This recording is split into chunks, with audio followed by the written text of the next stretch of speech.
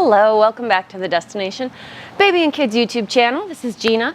I am your hostess and I am very excited to go over some car seat basics with you guys today. So I have a very long car seat video. It's 45 minutes long, kind of horrifying. This one is meant to be significantly shorter.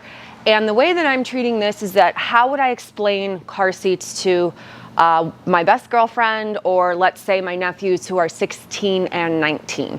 Why would I be explaining car seats to them? Maybe I want them to come work for me. All right, but the point of this is that there's a lot of people that come in for help and they have zero background about car seats whatsoever. So if that's you, if you know nothing about car seats, this is going to be the video for you, because this is going to kind of go over a lot of basic information. It's not going to give us all the whys of everything. Again, that's in that crazy longer video, but this video should give you the basics. If you're unfamiliar with me, my name is Gina. I own a store in the San Francisco Bay Area. I've done this for 20 years. I've been a car seat technician, which means I have a special education in car seats for 14 years. And I do a lot of car seat installations, so I'm happy to answer these questions for you. If you have not yet, go ahead and hit like, go ahead and follow, go ahead and subscribe.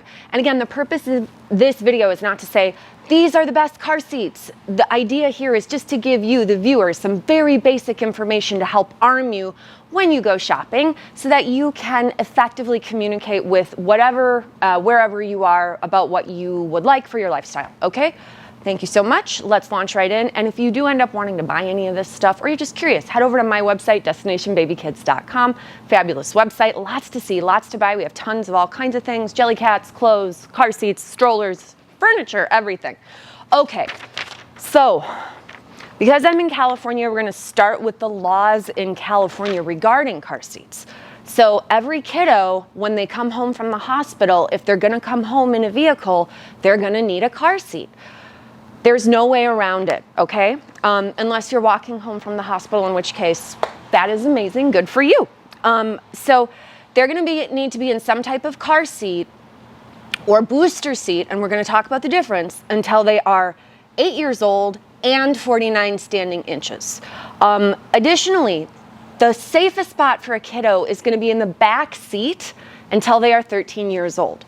So the main thing to keep in mind with all of this is that cars and seatbelts are built to a 5'10" adult man frame. So the testing dummy on all of this stuff for the cars is in the vehicle is going to be like a crash test dummy that's 5'10" and I think 200 pounds, so it's an adult man. These are not designed for smaller people, and they are not designed for children. So the car seat is a supplemental piece to utilize in the vehicle to help have the kiddo have their safest chance of surviving a fatality or surviving any type of crash that would maybe cripple them or give them lifelong problems. We would want to avoid that, and that's what a car seat is going to help with. So that's great. Okay, and then let's talk about kids too. So the car seats, there's a million different styles. We're going to talk about those styles. But what is kind of important to keep in mind is that there's going to be height and weight growth charts. So that's what I'm using, because people ask me all the time, how do you know how big a 1-year-old is? How do you know how big a 3-year-old is? I can use, obviously, my anecdotal evidence of my sister's children, or my friend's children, or my stepsister's beautiful children.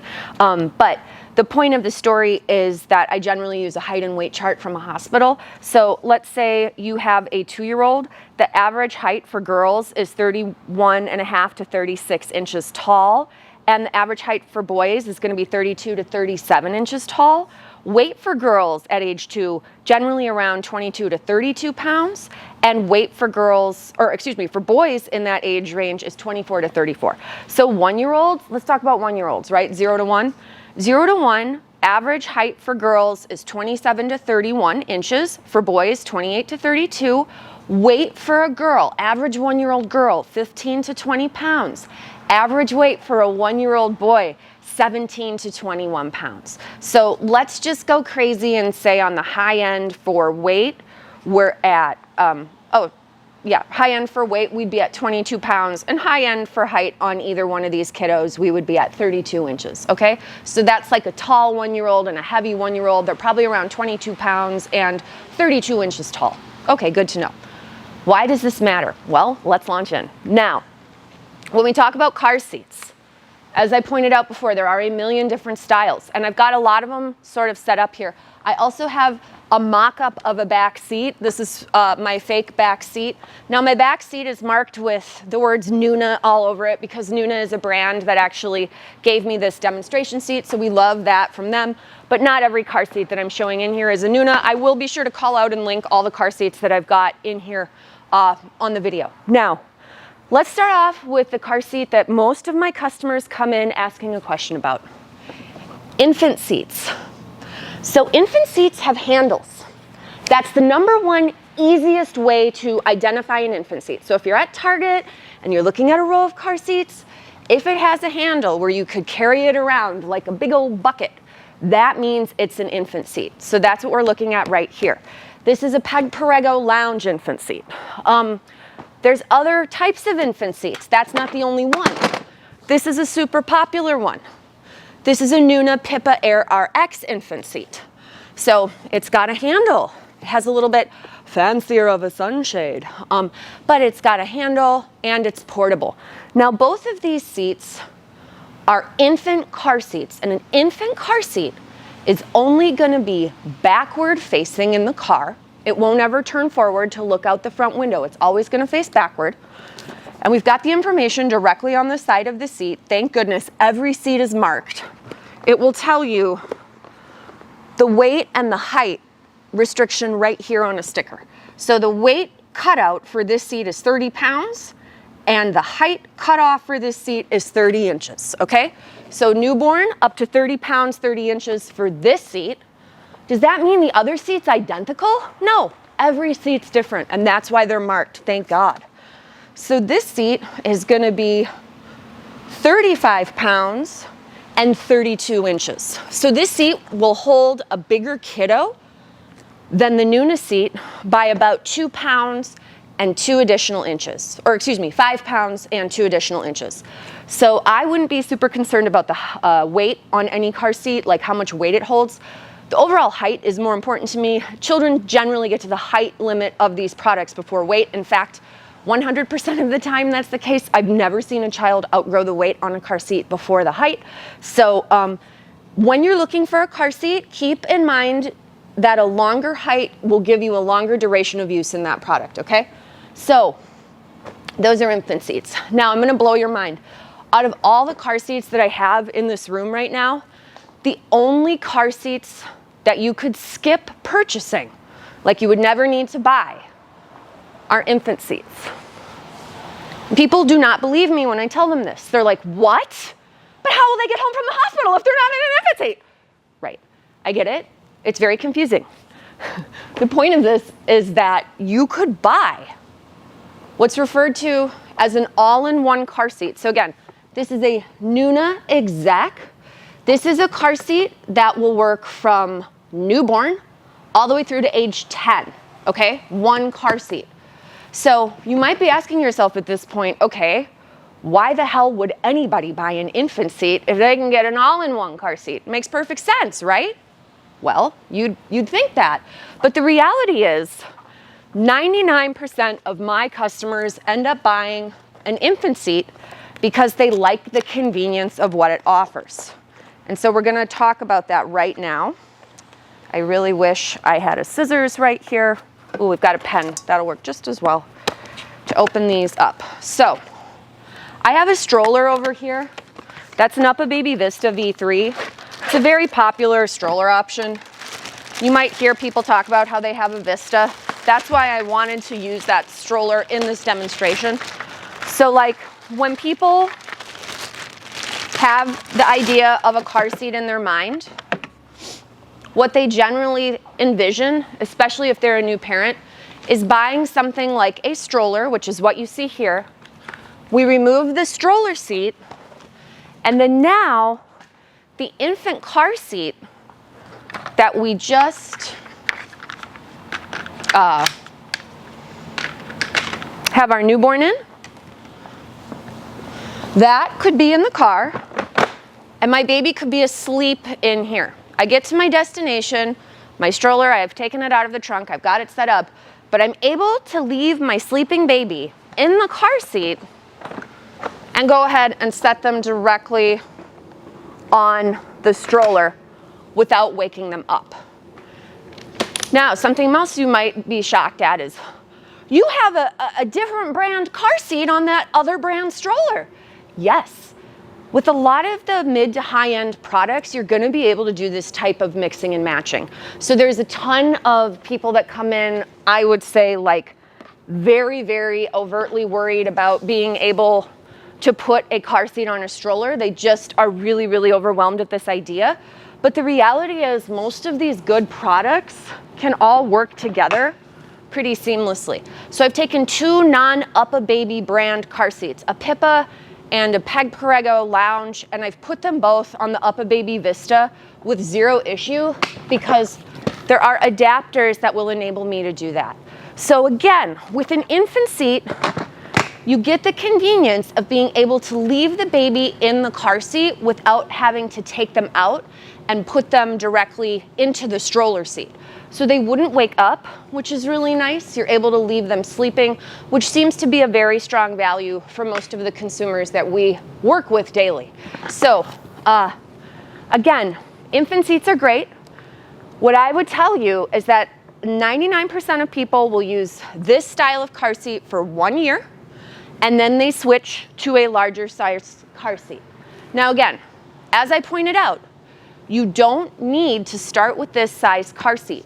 You can start with the larger size from birth, provided it works from birth, but you won't have this ability with the handle, remember, because an infant seat has a handle, to be able to take that baby off, not wake the baby up, and put them directly onto the stroller. So this is what you are buying when you buy an infant car seat. You are buying the right to be able to leave that baby asleep and drop them directly onto the stroller unit. So that's a pretty awesome and convenient feature, and I would say most people buy an infant car seat. Now, you could always start with a larger size if you didn't want to do an infant car seat. And something else to be aware of, I just want to talk about really briefly, is that there's a lot of misunderstanding about infant car seats because they come with a piece called a base. 99% of infant car seats will come with a portion that stays in the car called a base. This goes in. I'm going to rapidly install this one. This isn't even a correct installation right now because I don't have all the safety features engaged. But just to show, and I am doing a belt install. There's another way to install in a car with lower anchors, but this is just for the sake of the video.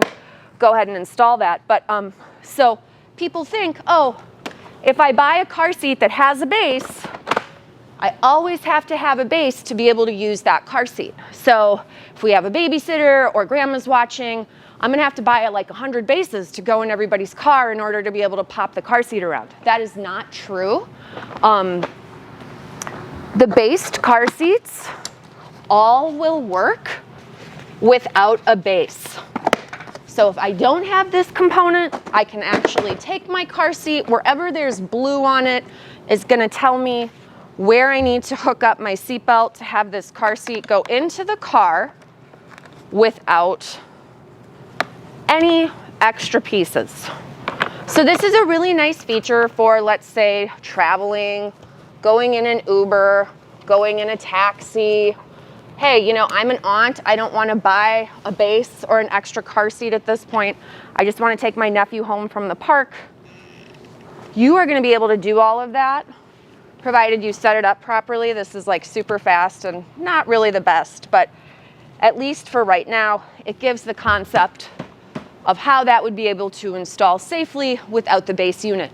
So every single infant car seat sold, whether or not it has a base, can hook in with just a seatbelt or lower anchor in some cases, but you don't need a base for your car seat in order to use it. The base will make it much easier to use. It will make it safer in 99% of the cases, so we would always recommend using it if you can. But nice feature is that all of the infant seats can work with or without the base. You do not need to buy a baseless car seat in order to get that feature. A car seat that comes with a base will also have that feature set, so that's great. And that's for safety, right? If there was an emergency, we'd always want to be able to put that in the car, whether or not we have the lower component, and we're going to be able to do that. Okay, so that's infant seat. So then what are the next sizes, right? Because after their first birthday, they're going to need a different type of car seat. So the reason why this is an important conversation is people will fixate on infant car seat, but it's pretty much the shortest duration of use of all the car seats that you're going to buy. So your next size, which is referred to either as a convertible seat or an all-in-one car seat, is going to be a car seat that that kiddo is in for a much longer period of time. So this car seat right here is an example of a convertible car seat. This is a Kleck Foomph. This is a very, very safe convertible car seat.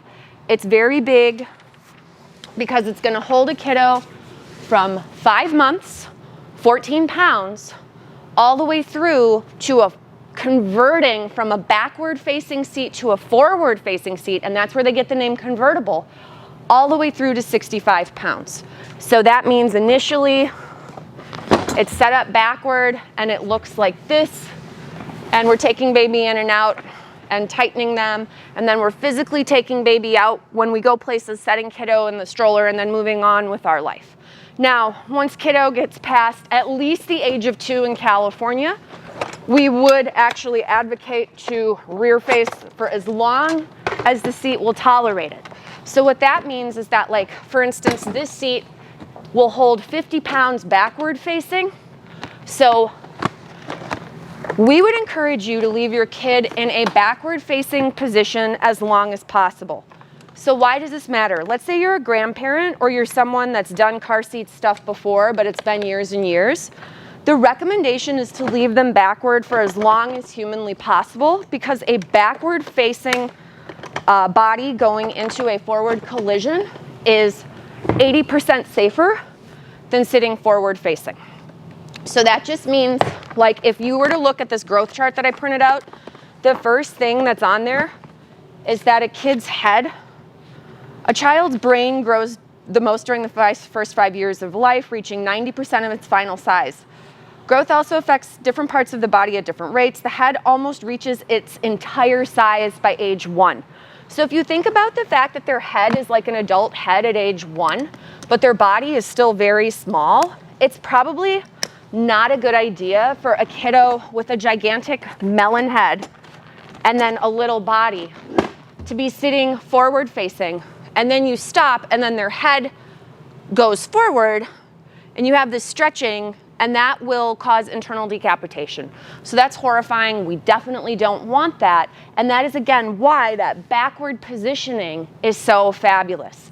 So a convertible car seat like this one, this is great for what's referred to extended rear facing, which lets you let them sit backward for as long as possible. This seat would work probably until they're about age 5. So it'll go backward from roughly 5 months all the way through forward facing through the age of 5. And how do I make a determination like that? Well, it holds 65 pounds, which is great, but it also has 17 inches of seated torso height. So from the butt to the very top position here, we have about 17 inches of body height. For most kiddos, that's going to take them through 4th or 5th birthday. Some kids are smaller, might even work until they're 6. So that's pretty fabulous. That is a convertible car seat. So it converts from backward to forward. Now, I said this was one option for you to purchase after an infant seat, but let's talk about the all-in-one. So an all-in-one car seat is exactly what it sounds like. It's a backward-facing car seat, it's a forward-facing car seat, so it's a convertible, but it'll work for a newborn all the way through. And that Kleck convertible car seat is special. Most convertibles will generally start with a kiddo as little as 5 pounds. That one's atypical because it starts at 14. You could start a kid sooner than that, but you'd have to make additional purchases. So like this seat, this Nuna Exec, is an excellent all-in-one seat. It has a really, really crazy amount of padding in here right now, and that padding is for a newborn. So when we install this seat for a new baby, just like Kleck, we've got to recline it. It has to be in the correct body position for a new child. New babies can't hold their head and neck upright on their own, So the car seat needs to be sure to align their body properly. And that's why I make a big point about pointing out the cushion system in here. I will get people that will come in and fixate on cushions on larger size car seats, and they'll spend 45 minutes with a 1-year-old looking over this specific piece. Now the thing is, if you were to read right here, it reads remove after 11 pounds. So this is an infant pad. This is not used for a big kid. So once baby is no longer very little, and again, this car seat, no handle. This car seat, even though it's an all-in-one, that's not gonna click on to the stroller. This will stay in the car backward facing for the first 2 years at least, ideally 3. And then once kiddo gets bigger, we can turn it around to be a forward-facing car seat. So that's pretty fabulous. Now, why I said this one might work for a longer amount of time than the convertible seat, that Kleck Foof that I showed you, is that the 5-point harness here accommodates a taller bodied kiddo. So they both hold 50 pounds in backward, and they both hold 65 in forward facing with 5-point harness. And 5-point harness just means 1, 2, 3, 4, 5 points where it attaches like over their body. You can think of this as a race car style of harness or a roller coaster harness if that is easier for you. So they got to use the roller coaster harness here. We've got until they're 65 pounds, but we have a seated torso height of 18 inches on this seat. So even though the Kleck and the Nuna both can do 65 pounds forward facing, my argument here is this seat gives you more seated torso height with this style of harness over their body, which is awesome. Now, the next thing that this seat can do that the Kleck doesn't do, and that most other, and in fact, that's the whole differentiation between a convertible seat and an all-in-one seat. All-in-one seat means that this guy can turn into a booster. So, years ago, we would tell people, you do your infant seat, you do your convertible seat, then you do a booster seat. What they're hoping here is that you want to buy this seat, and then you take this harness out, and it tucks away behind all the padding. You know, it does it more meaningfully than what I'm showing right now, and this little piece goes away too. And then instead of that 5-point harness being working on the child's body, you go ahead and you use your seat belt, and there are pieces on the seat, guideposts of where it goes, and that's a purple guide on this one. But you're going to use the seat belt, and this is where the term booster comes from. Booster is actually short for belt positioning booster. So this is now a booster seat. So booster just means it's taking the seat belt and it's positioning it on the kiddo's body to be correctly utilized. So when would they make the switch over to the booster? Once they outgrew either the torso height of the harness or they hit the weight limit of the seat. There might be people that tell you you can switch to a booster sooner. I would never be one of those people. And we're gonna get into why right now. So, super cool, backward, forward, booster. It does it all. It does it very beautifully. And to be fair, this all-in-one seat is like one of the most expensive on the market. It's $750. But you can get it. I'm going to show another all-in-one seat. Don't worry, for $599. That's very cool. There's lots of cool seats at different price points. But the ones that I am showing in this video, I generally am quite fond of. So I'm happy to endorse any of the ones that I show, obviously. This also comes with cup holders. Now again, all of this kind of crap usually is either sold separately or included. So please don't make a decision based on that, but just something to be aware of, okay? So very cool option, all-in-one. Buy one and you're all good. Who is this appealing for? As an aunt, I love this. Or a grandparent, love this. I'm not gonna carry an infant seat around. Even if you buy one as one of my sisters, I'm not hauling that idiot thing around unless like I don't have a car seat and I wanna use it in my car. I would buy my own car seat because depending on what kid is coming to visit, I'm able to make these adjustments on the fly. Very easy for me to not have to have like 800 different car seats. Just one car seat to rule them all. Sort of a Lord of the Rings scenario. Okay, now, I actually, before we get into dedicated booster seats, let's talk about boosters actually. No, let's skip ahead. So I think when most people think of a booster seat, they think of this. And this is a booster. This is called a backless booster. So this just goes right into the car and we use it over kiddo's body just like that. Now, let's say you had a Kleckfumpf and then you had a 5-year-old that outgrew it.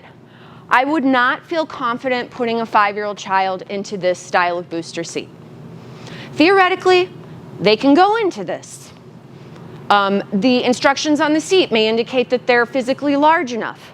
However, moving from a 5-point harness to a booster seat actually has some criteria, and I'm going to use the same criteria that the car seat lady does, but I'm going to even be more aggressively conservative. When could they switch to a booster? Well, you would need to have a shoulder belt and a lap belt, so not just a lap belt, you need to have both. Your kiddo would need to be at least 40 pounds. They would, in her feeling, they would need to be at least 5 years old. I'm going to go ahead and say 6. I think they would need to be at least 6 years old. And they will need to be able to sit properly the entire trip, okay?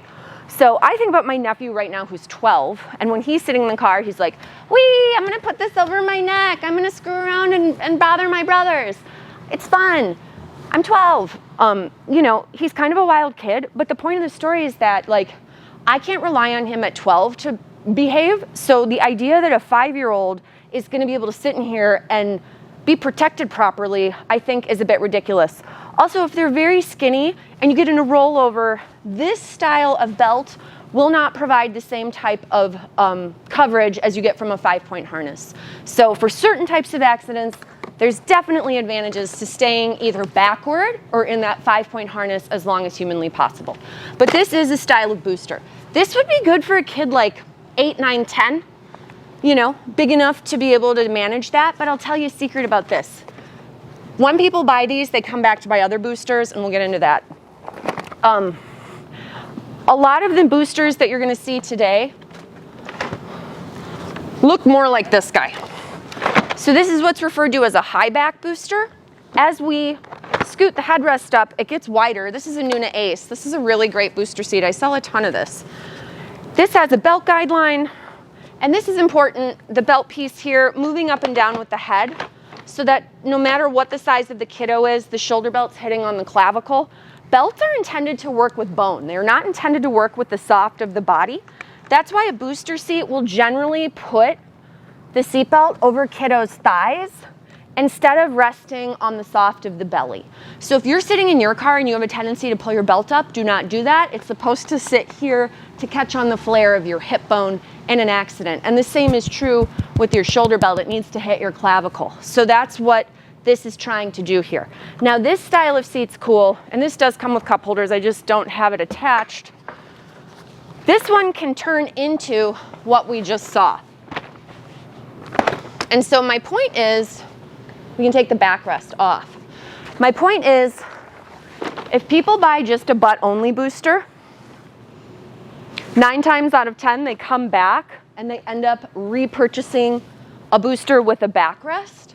And it's not because they got in an accident and they felt it's safer. The biggest reason is if a kid is sitting in this type of booster seat and they fall asleep, their body's gonna slump and hunch over and lean against the door, which isn't ideal, okay? A high back booster is gonna give that kid, and I have another example of an excellent high back booster, just to show that not all of them are disgustingly wide like that. This is a super narrow booster, but this can grow to be very wide. This is like my favorite booster ever. This is a Peg Prego Flex 120. I have a whole series on this guy. This is a great booster. But the point is, if a kid falls asleep, now we have the entire body piece attached onto here in order to be able to support them if they fall asleep while we're driving. So these are intended to hold kids, I would say realistically, age 6, 7, 8, 9, 10, 11, 12, depending on how small kiddo is. I think some adults could probably still benefit from a booster seat. I mean, I know that sounds ridiculous, but I have some, you know, great grandparents that come in and they might be pushing 85, 90 pounds and they're like so small, and it's like, you know, you might benefit from a booster there, Nana. I don't say that, but I do think it. Okay, now 2 more types of seats left, okay? I promise we're getting near the end. So that's like more old, so that's gonna be much more old school, meaning that we've got the convertible seat, the infant seat, the booster seat. That's much more of like an old-fashioned mindset. The type of seat that we're missing in this conversation that's important to talk about is one called a combination seat. So a combination seat is not a convertible seat. A combination seat is only going to be forward facing, but it's a combination of a 5-point harness and a booster seat. So it's basically, instead of a convertible seat, which goes backward and forward, this one just goes forward and forward. So just forward as the 5-point harness, but then also that piece can go away and this can become a booster. So why do we care about this style of seat? Combination seats should, if you buy the right one, which I would say this Kiko, which it might fit, or the Britex Grow With You, they're gonna have the tallest seated torso height. So when I'm talking about my nephew, I had him in this style of seat for a long time because he was so squirrely, because he would not sit appropriately in a car seat with a seatbelt. He wouldn't sit appropriately in a booster seat. What do you do with that kind of kid? Especially if they've physically outgrown their convertible seat, they've gotten too long for it. A combination seat, provided it's the right one, will give you that additional seated torso height for that kiddo with a long body that may not develop mentally be ready to move into a booster seat. Now, of course, all of this harness goes away like we saw with that Nuna Exec All-in-One, where we can tuck it away and it can become a high back booster where we use the seatbelt just on the seat instead of the 5-point harness. But combination seats are the most overlooked type of seat in the market, which is really a shame. More companies should be making these because there are more kids just this age now than there are babies. The birth rate is declining. So this style of seat, combination seat, I cannot say enough good things about. Definitely consider purchasing one if you're a parent. After your convertible seat, combination seat would be the way to go instead of jumping right into a high back booster.